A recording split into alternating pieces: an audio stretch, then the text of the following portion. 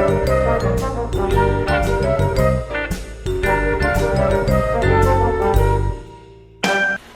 guys, Joe DeMarco from the Crazy New York Driver Show. Today is Thursday, April 30th, 2020. Welcome to another eBay video. As you can see, as usual, it's cloudy and raining, so I'm standing under here. Hopefully I'm going to stay dry, or somewhat dry, and hopefully you can't hear the rain and it's not all that loud. Guys, we still cannot hit 50 degrees. This is the best we've gotten all week, 49 degrees. We can't hit 50, and there is no let up in sight. It's going to be cloudy and rainy every day till at least next week. I honestly don't think I can come out here on any day where it's going to be sunny. I wasn't exactly planning on making a video today, but I decided to do it because, guys, if you look at the title of the video, I have finally decided to take your advice. Last night, after several incidents that went down during the day after I put out my video, I decided I had absolutely no recourse but to change my handling time to 3 days. Many of you guys have been insisting for the last week or two that I do that, and although I understood your point, I held out on doing it because I really, honestly had hoped eBay would step up and do the right thing. Sadly, I realize they're not going to do anything whatsoever, so it's up to us as eBay sellers to fend for ourselves. So I have changed my handling time to 3 days, effective last night. You know what's weird? And this is really what threw me. I changed my handling time last night at approximately 4 p.m. in the afternoon. From 4 p.m. till now, I think I had 6 sales. It is not slowing down my sales whatsoever. And that was one of the 2 reasons that I was holding out on switching my handling time. The second reason being, I don't think that it's right. I really think eBay should step up and help us out in this case. You know how I am. I'm a guy of principle. That's how I roll. Now, some may say that I'm a stubborn Yankee or a stubborn Italian, and you know, that's true too, I am. But fair is fair and right is right, and I'm a person that always tries to roll and hope that good will prevail. But as you guys know, this is the real world, and it doesn't always work. So, effective yesterday, for the foreseeable future, all my items will have a 3-day handling period. However, I will continue to ship very next day, and hopefully things will work out and I won't get too many shipping defects. Yesterday, I had numerous emails. After I made my video yesterday, I had numerous emails of buyers complaining they're not getting their items, where are their items, and it just got to the point that this is ridiculous. I am a person who prides himself, as many of you guys do too, on prompt shipping, and if you check my feedback, which is 100%, I have absolutely no complaints about shipping until the last few weeks. And it's not my fault, it's the fault of the USPS.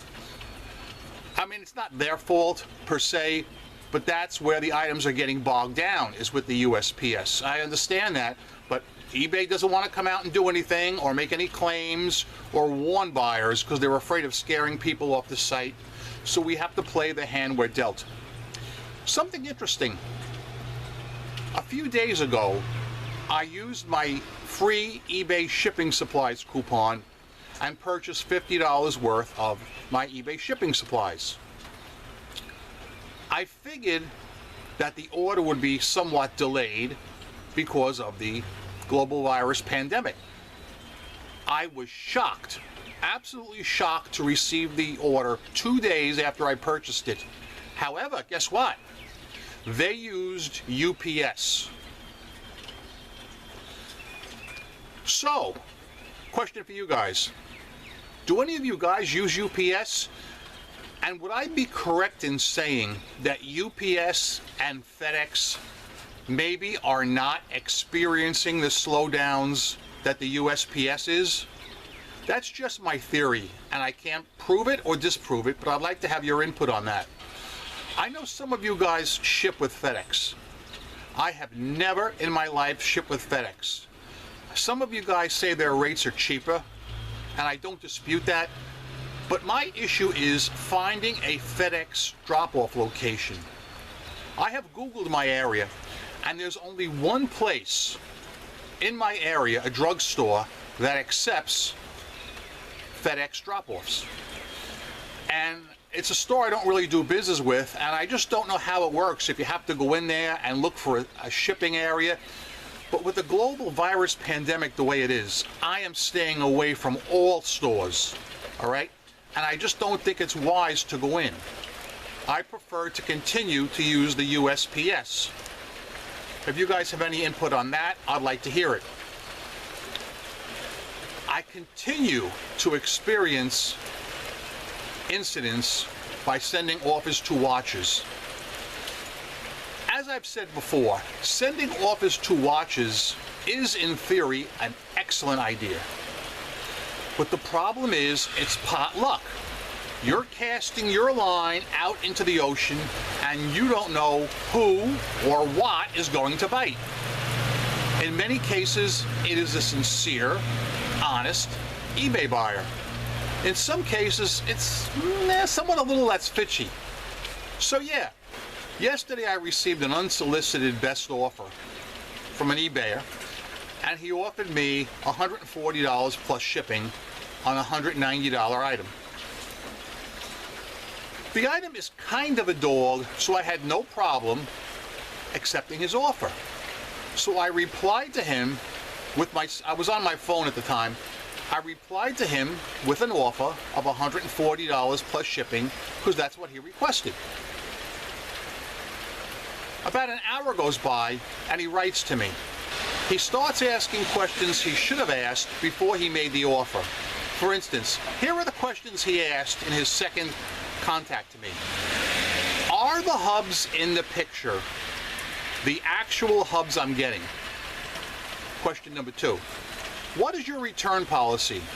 Suppose I don't like these, or suppose they don't fit. Actually, in a way, it's good that he did this, because he sent up warning signs ahead of time.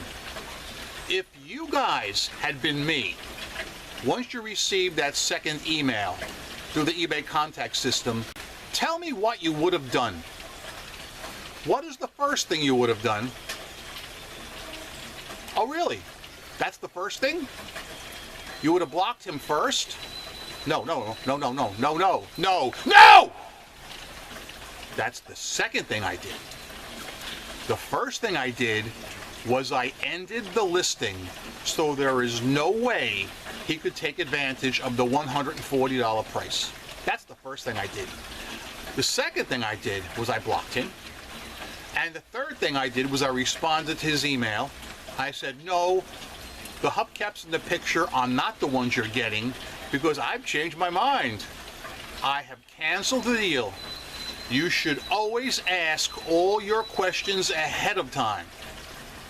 Never ask questions after you make an offer. It's not the way it's done. And that opened the floodgates to a barrage of messages back and forth. And he says to me, well, the reason why I'm asking that is because you have a second set listed that are not in such good condition for a cheaper price. And I know beyond any doubt that's not the case. So I checked to see what I had listed, and I had a different set listed. However, they were in a different size. They were 15-inch, and the ones that this man was interested in were 16-inch. I wrote back to him and said, you're not correct. The other set you're referring to are 15-inch. You didn't even read. So guys, I'm getting sopping wet here. Can you see this? Can you see this? This is the kind of thing that concerns me. When people send warnings ahead of time, deals off.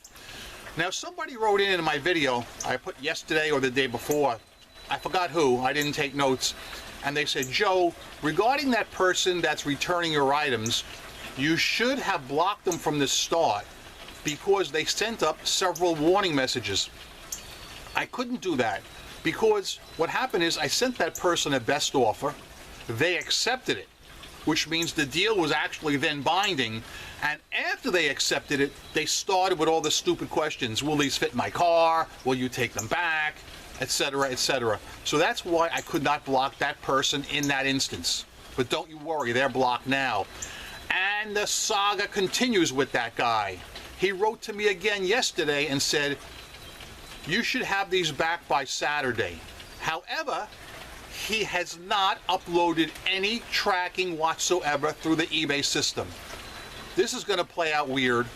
Plus, I've got that other guy who's complaining about the fact that the item was returned to me because his address was incorrect, and he swears that either me or eBay should pay the return shipping to him. I got a message from him when I woke up this morning.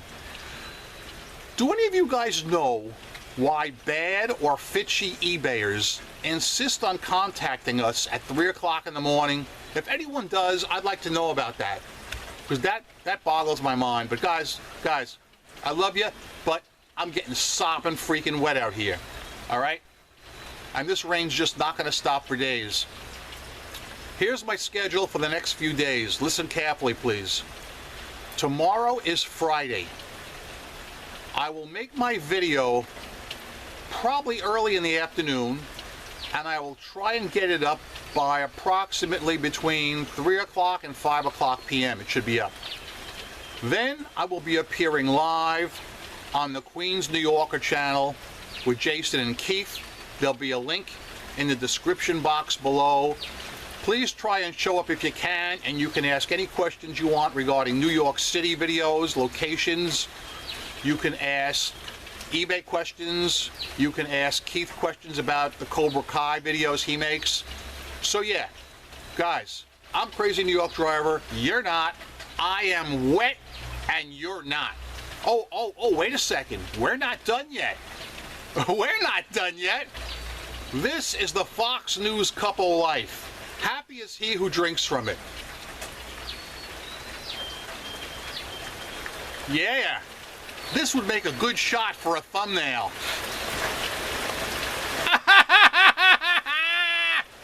Man, look at that rain come down, will you? Look at it. I'm just going to turn the camera just a wee bit so you can see this.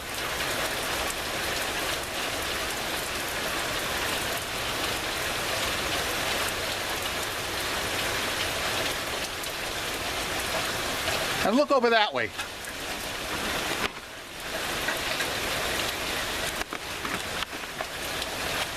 All right, guys, I'm sopping freaking wet. I'm going inside and dry up, get this video uploaded. Thanks for watching. I hope you guys make a ton of money on eBay. Rock on in peace. And as always, this is so mega important. Don't be fitchy, because they always lose in the end. Yeah!